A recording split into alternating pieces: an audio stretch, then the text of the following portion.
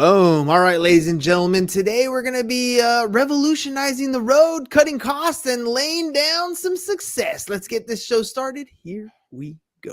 Shut up and sit down.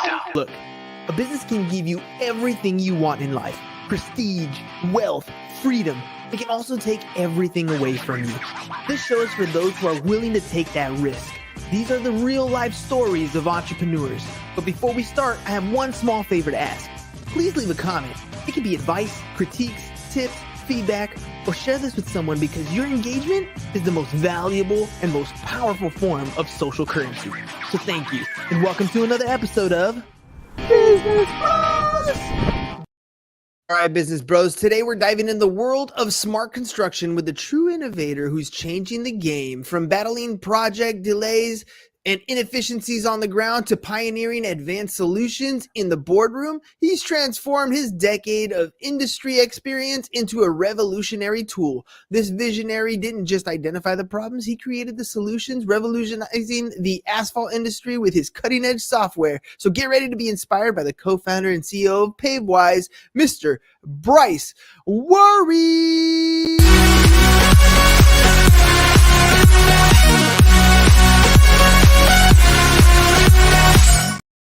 All right, Bryce, we got this show started. Welcome to the show. Hey, thanks for having me.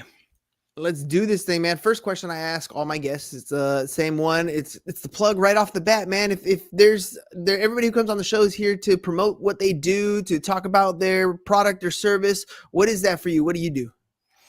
We help construction. I love the industry. Been there for 20 years, and we automate some of the busy work of federal compliance. We integrate weather in. We're here to help the people, the boots on the ground people in the field doing the work, be more successful. All right, let's start off with the background. I guess that's kind of the best way to start. You said you were in the industry. Tell me how you got your start, and what were some of those problems that you noticed while in there that got you to start Pavewise? So, yeah, I was born into construction. My father owned a construction company, so I just naturally fell into it. And as I was always like pushing technology and like, hey, how can we do this better, smarter, easier? And I got out of college, and I got to take the time to actually sit and watch people work instead of doing the work. And I'm like, man, there's a lot of paperwork to do here. There's a lot of time it takes that I should be concentrating with the people, the crews, what's getting built, not just on the paperwork in front of me and all that. And seeing these huge project delays, and I was just like, how do we do this? How do we make this simpler? How do I make something that like tells me when there's bad weather coming in my forecast, and how I'm doing on this project, and giving my crews the knowledge to be like successful? And that's really how Pavewise started, was just trying to make something to make everybody's life, including myself, a little bit easier. And it kind of sprouted into, oh man, the industry kind of really has this problem all over, and there's not really a complete solution for it. So I grew up with a lot of different contractors, subcontractors, a lot of people in the family that did work like that. And one of the cool things about being able to experience it, from laying carpet with the one uncle in the summer, to painting houses in another carpet with another uncle in a different summer, to putting on roofs, to doing all kinds of stuff in that space. Anytime I did work, there was always this sense of pride that you get when you complete a project. You look back and you're like, your team, whatever, like you look at it and you're like, this is amazing. I did some good stuff. And I know having that prideful feeling, it's hard to walk away from the project itself, from the day-to-day, but you did that. You walked away from the day-to-day activities in the industry to work on the industry in your software. What was that like, stepping away and saying, hey, dude, or dad, everybody else in this space, I'm going to go the tech route. See you later. it was hard. It honestly, we just sold our construction company a little over a year and a half ago. And I still to this day miss, I run equipment. I love building things with my hands and seeing, I built that, having pride with it. And that's the cool thing about this industry. Honestly, it came down to, we knew what we had was special. It was niched, and we couldn't scale and help people without turning it into a software. And that was really my passion, was like, this industry is so awesome. The people in it, look at the infrastructure, the roads we drive on, the bridges, and like, how can I put a print, to make this better and say like, I helped do that. I helped make our tax dollars go farther. I helped make this person's life less stressful by automating some of the busy work. And I sat down with my wife, who's my business partner. She's been my business partner, and she's my co-founder of this company. We've owned 2 or 3 companies together. I was like, listen, what do you think about just selling everything, going all in on software? And after she said yes, I mean, it was kind of like the doors open, because it was scary. It was super scary. We took something that we knew was successful and could make money, and went and threw it all into something that we're like, it's software. We don't know. We don't know how the industry is going to accept this. We don't know, there's a lot of risk in it, but it's been great so far. Now, who is your target audience for this stuff? So, I mean, you came from a construction company. I don't know how big your company was when you eventually sold it. But I know I work with a lot of contractors here. Their companies aren't always very big. Maybe it's a handful of employees, a small team that does jobs here to there. But there's also large crews that go out as well, right? There's companies that have a massive employee base and they take on major projects. Who's the target audience that you're trying to reach for your software? For our software, honestly, we've got companies running that are 2 crews, and then we got companies that are running that are 20 crews. And we really target towards, like, it can be used by anybody who works outside. Like, I mean, if you're impacted by, weather conditions, schedules, and dates, we are literally helping you identify those risks, and, doing the paperwork side of it as well. You can drop a pin on that location, share it with people, put in the specifications. It's got AI running in the back end. So we have a variety of people. We really specialize in asphalt paving, because that's where I've lived my whole life. So I know a lot about it. So naturally, that's what we built it for originally. But now we've moved out into like horizontal construction. We got small dirt contractors in it. We've got $40 billion crane companies running in it, and it's just kind of, we're really trying to find our exact target market right now. We're dabbling in all kinds of different ones, which is good to have a bigger target market. But if you're doing construction outside and you're impacted by weather and have a schedule, you're in our target market. Now, let me ask you about the transition for somebody who has worked with their hands most of their life. This is what they love to do. And I know from the contractors that I've personally worked with or talked to, making the shift from working with my hands to all of a sudden you want me to work in this tech space and have a software involved. There's a learning curve that often ends up being the hiccup between somebody accepting the change and somebody holding back to what's old school. I mean, I talk to my students all the time about how the trades need more people. There are a lot of the average age of the person in the trades is in their late 40s at this point. So we need young people in this space. That being said, can't always teach an old dog new tricks. And I'm sure that's a hiccup for you when it comes to getting these guys to understand the value that you're offering them. How do you help overcome that objection of, man, I barely even check my emails on my phone? Yeah, we have it. I mean, this industry is difficult. They're behind on technology, and like you said, it's actually like 25% of this industry is 55 and older. Mm. And the younger generation's moving into some of those positions, and they're born into technology, right? They've had iPads and iPhones and all this their whole life, so they're easy. The older generation, what we've done, I mean, we had friction, and we still do all the time. That's one of our biggest problems right now, is we've got something revolutionary, new, that people don't quite understand yet until they have it in their hands. But we've listened to our customers. Our older generation was fine with using their phone to take pictures of work and stuff, but like, they didn't want to manage the files in there, and they didn't want to take the time to organize things. So we had to build our AI, Pat, we called it, to literally take and manage their files, their projects for them, because they put the data in, but then after that they wouldn't want to do anything. And training, like, when we can take somebody who's been in the industry for 20, 30 years and um, show them how our technology can save them 1 2 hours a day of time back for them to hang out with their crew, go home early, wake up a little late. That helps a lot too when we can show them, like, listen, you don't have to wake up and do this paperwork for you, or go check your rain gauge to see if it rained. It's going to text you and tell you, right? So I mean, like, that helps them accept it, right? But we really concentrate on like training and helping them kind of go through that barrier of change. That's a great functionality that you have there. I feel like the AI is definitely helping out in a lot of different industries, and the way you have it kind of sorted reminds me of Jarvis again. I mean, I feel like AI is going towards Jarvis all the way, and the Iron Man Jarvis. Yeah. But you're right. They want to take a picture, and I don't want to sort it. I don't want to deal with that stuff. I need somebody to do that for me. AI is helping you kind of take that information and make it simple.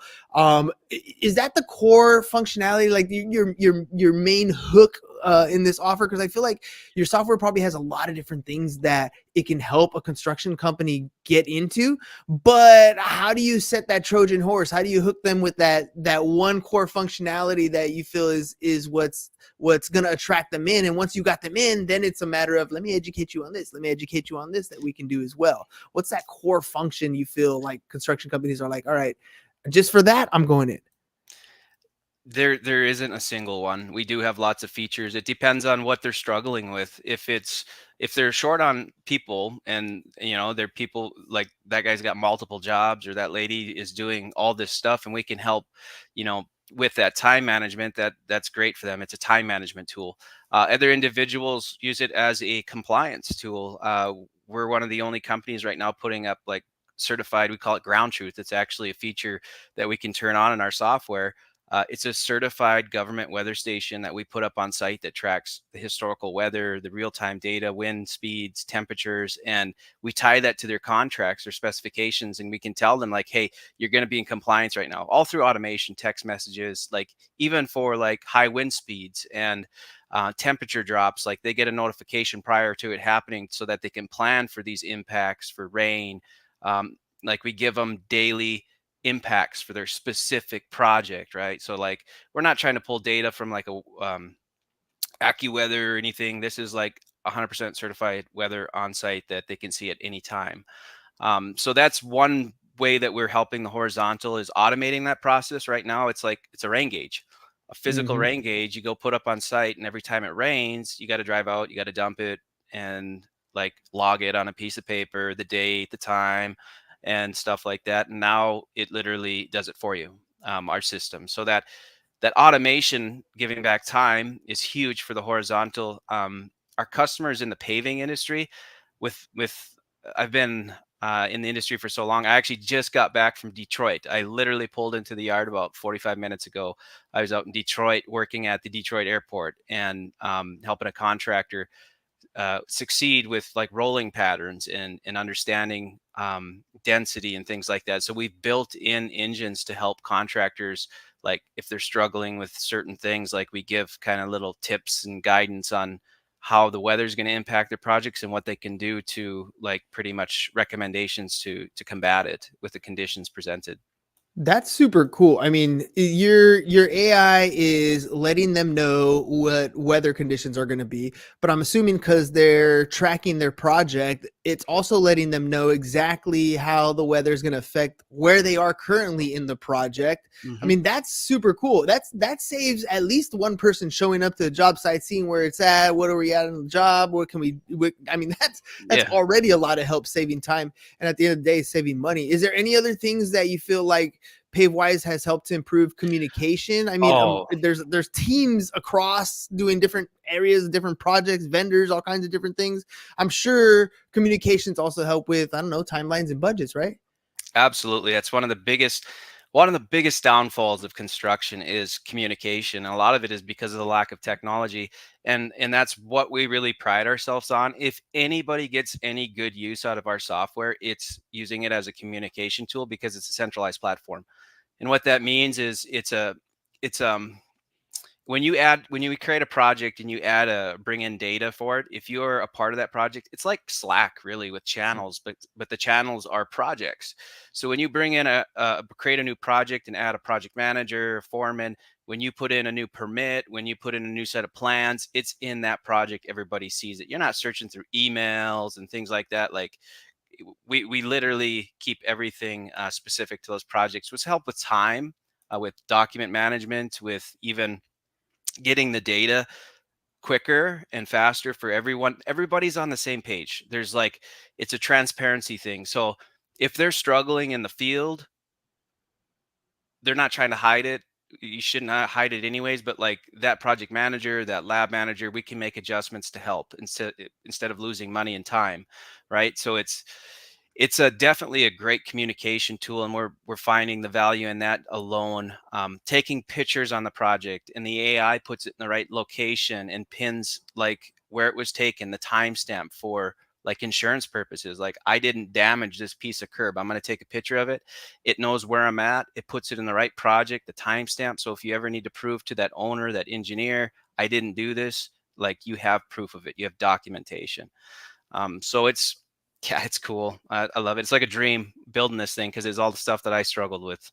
Yeah, I mean, it just the efficiency in being able to store that stuff. Because I mean, I get it. Taking a picture of something, that's going to be what you want to do, and you're done with it. But taking the timestamp, otherwise, I can imagine a contractor saying, "I didn't do that. Hold on, let me look for the picture," and like start scrolling through their phone trying to figure out. I mean, all that it doesn't look very professional. It makes you as a contractor look like you know what you're doing. Like this project Hmm. is important. Like it's not the first time you're doing it. Everything's organized all in one spot. That makes, to me, especially as a customer looking at contractors, to be able to see things like that, it makes a big difference in that professionalism and more of a reason why I want to pay for this person. And not really also from the customer standpoint, argue on what I'm going to be charged, because I'm getting everything straight down. Is there's more value added, I think, from the consumer side, looking at the contractor who's organized like that, than what you normally get, where you talk to a contractor and you're like, are they going to come to the job, show up to the job on time? Are they even going to be there? Yeah. There's a professionalism that shows. You talked a little bit about data.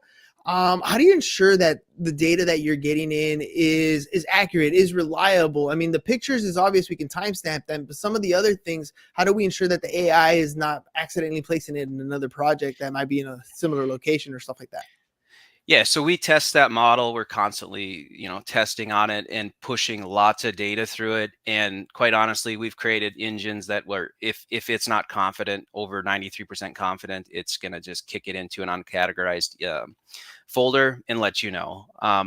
But right now, with like, it was built off of ChatGPT, and with the upgrades of ChatGPT and everything, I mean, like, it's getting just crazy how accurate it is. I mean, from using the actual digital data to even just scanning a PDF and being able to recognize that this is a proposal, it goes in the proposal folder. It has this project number in it. It goes into this project, and it's, like, it learns, right? It's just crazy. Mm-hmm. But we've been testing it heavily. We keep running more and more data through it, all kinds of different file types, all kinds of different things, and it just keeps getting better. But that's kind of our way of checking on it. And if our customers have really good communication with us, if they ever find an issue where it goes into the wrong folder or something, they're usually pretty good at letting us know. And luckily, we haven't had too many of those cases yet. So. You said earlier that when you decided to leave the field and kind of go into the software space, you and your wife kind of got together, made the decision, and took the leap. And it was scary at first. What's come afterwards? Tell me a little bit about where you're at today. Yeah. So yeah, that was like, no, when was that? It's been about, we've been a software company officially for just a little over a year. It's been about 13 months. Congrats, congrats. But I built this software and ran it with my own crews on over 27 projects in like 5, 6 different states since 2019. So I knew it worked, and I knew how to run a business like brick and mortar construction. But like when it came to software, it's like, I have no idea. What's a SaaS? What's venture Mm-hmm. capital? So that was the scariest thing. But we raised around. We're venture backed now.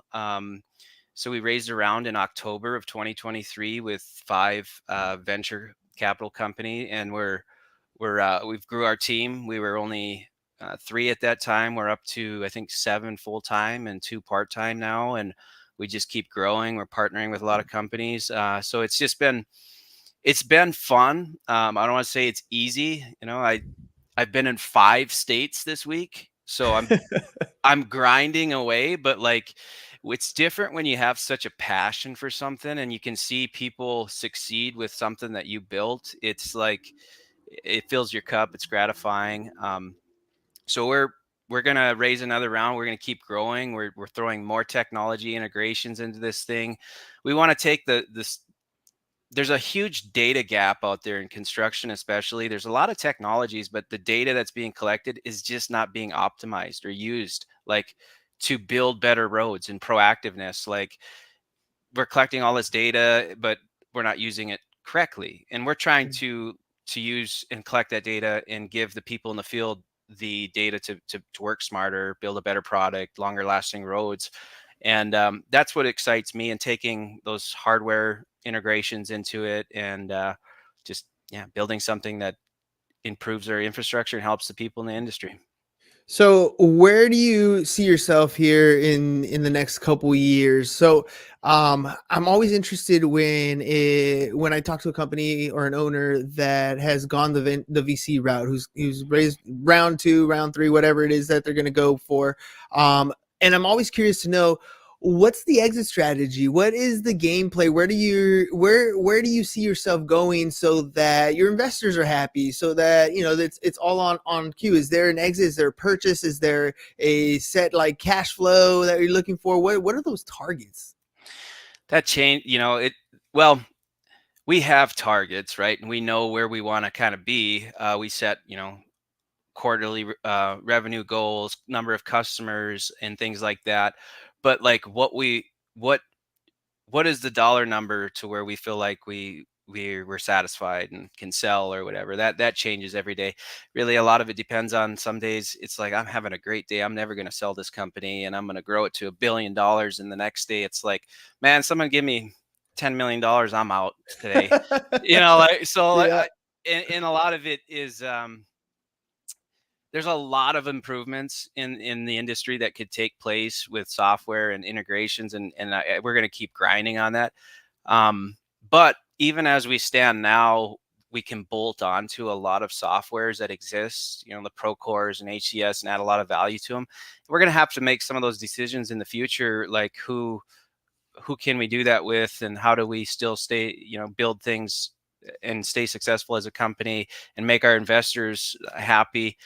We want to raise our next round, our seed round, as what we call a strategic round. So we're actually bringing on companies that are using the software companies that we could bolt onto in the future. So that's exciting because that can help us grow. It can help us come up with new ideas, and it's really one of my favorite things about this industry is developing those partnerships and synergies with other companies and people, because everybody's just it hardworking and just like cool people, and I don't see us ever leaving it. I'm never going to leave construction. I sound crazy, but like one of my goals is to sell a software company and start another construction company Go for fun. right back to it just for For fun, fun. right? I Just guess for I fun. guess an entrepreneur at heart is always going to take the harder route. It's just, you know what? I did it pretty good the last time, but I think I can do it way better. I'm gonna try it again. Let me